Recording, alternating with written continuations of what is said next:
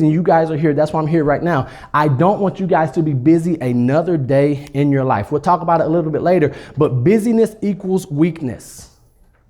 Ouch. So that's one of the 4-letter words. Busyness equals weakness.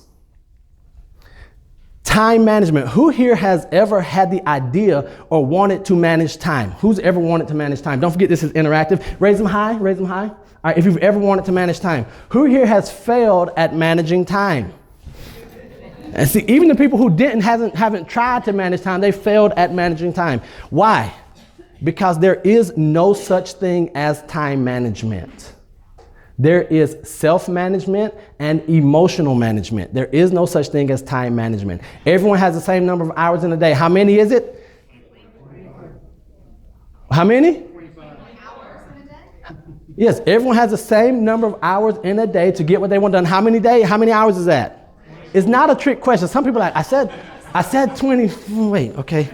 Is it daylight savings time? Are we in Arizona where they don't have it? No, 24 hours, right? I don't care who you are. You're not going to be able to manage time more effectively, more efficiently to create more time. Would you guys agree? So, but what we can manage is our emotion. Have you guys heard that we make decisions emotionally and then we justify them rationally? Right? You guys understand that. So what we're trying to do is we are trying to manage time, something that we cannot do, but we're letting ourselves off the hook because we're weak emotionally. Everyone say ouch. Ouch. No, everyone say ouch like it really hurt. Ouch. It's tough to hear. It's tough to be told that you are emotionally weak, especially as adults. Would you guys agree? So we say all of the time that we tell our kids all the time, no, don't do this, don't do that, grow up, and then we grow up and what? Then we revert back to the same actions that we were doing, much like my friend here. We are what we call emotional midgets. I don't know if midget is not a politically correct word, I apologize, but in Alabama, emotionally we are weak, right? So I don't want you to think about yourselves, but do we know anyone? Do you know anyone who is emotionally weak? If they're sitting next to you, don't look at them, don't nudge, right? And especially if you're married to them or work with them. But I want you to think about the people who are emotionally weak. That's what we're talking about right here. So emotionally immature. So that's why we need systems in place. And today we're just going to go over a few systems. And I forgot to ask you guys, or forgot to tell you, if you guys have any questions, raise your hands, right?